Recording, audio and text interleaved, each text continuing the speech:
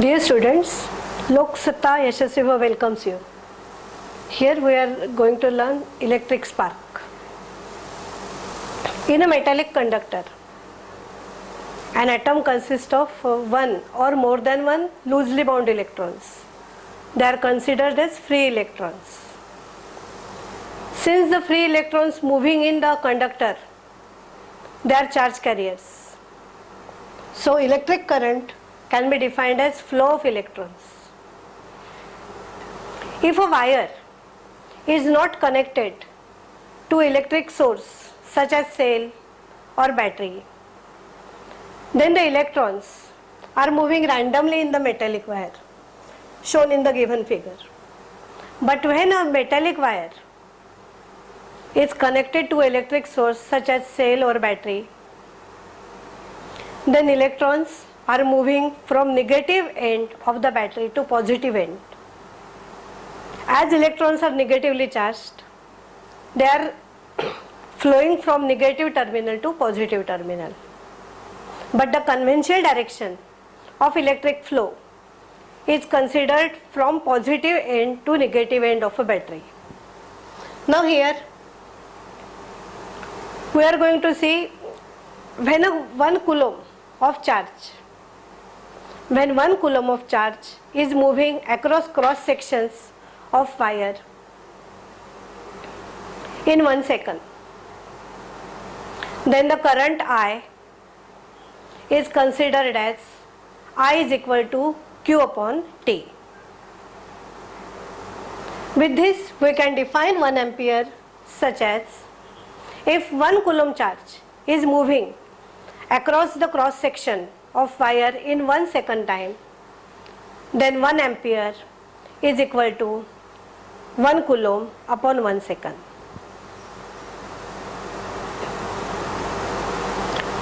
Now electric circuit. Electric circuit always shown by a diagram consisting of connecting wires, electrical devices, battery and a moving electrical charge. Here we are going to see an electric circuit. In this electrical circuit, a battery is shown, and here flow of electrons is shown from positive terminal to negative terminal of the battery, which is a conventional direction. Here ammeter and voltmeter are connected in the circuit diagram. Now here we can see the circuit diagram is given in this picture. Here ammeter is attached and voltmeter is attached parallel to the resistor. Now we can see, what do you mean by electrical potential? Electrical potential is a charge on any point in a wire. When there is a difference between electrical potential, then only current can flow. Our definition of the potential difference is given in the article. The SI unit of the potential difference is volt, and we can define 1 volt as 1 joule of work is done while carrying 1 coulomb charge through the section. Now here we can see what is resistance. When electrons are moving in conductor, they collide with ions of the conductor, and due to this they create some disturbances created while current is moving through the wire, and these obstacles are called as resistance.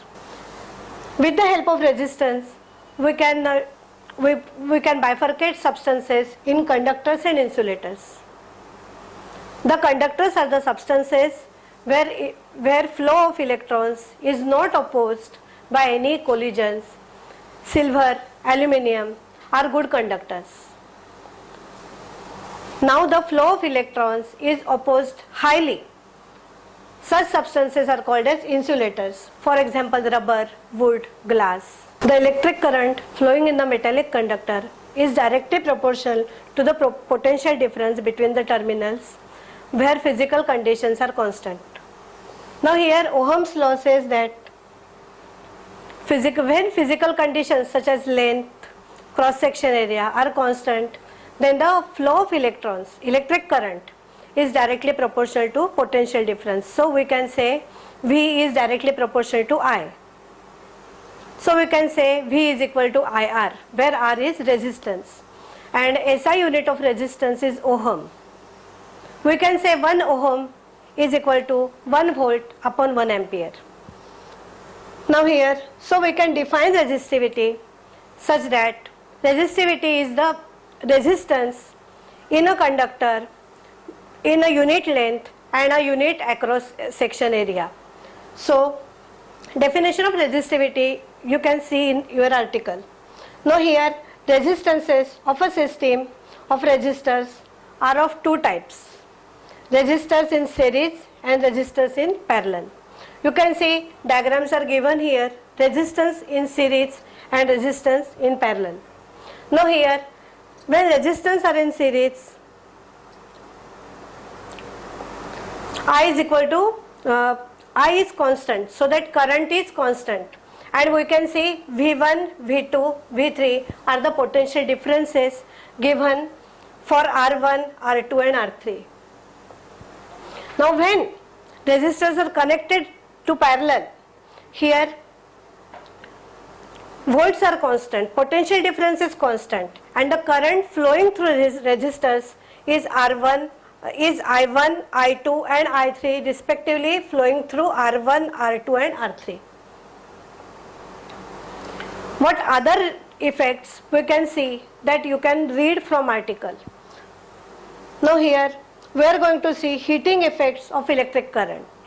As we know, electric current is flow of electrons, and when electrons flow in a metallic conductor, they collide with atoms and ions. While the collisions, they produce heat energy, and due to this heat energy, temperature of the conductor is raised.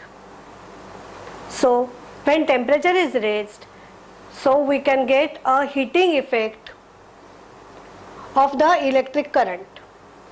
This heating effect can be learned as we can see electric bulb, electric apparatuses. Joule's law states that heat produced when electric current flows is directly proportional to the electric current, the time for which it is flowing, and the resistance. So we can say H is equal to I square RT upon 4.18. Now here we have to see electric power. What do you mean by power? Power is rate of doing work.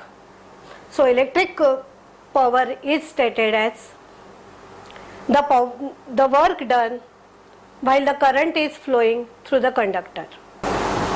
Electric power is also defined as the rate at which electrical energy is consumed. The SI unit of electric power is watt. In this session, we have discussed about the electric spark. For problems, you can refer Lok Satta Yashasvi article.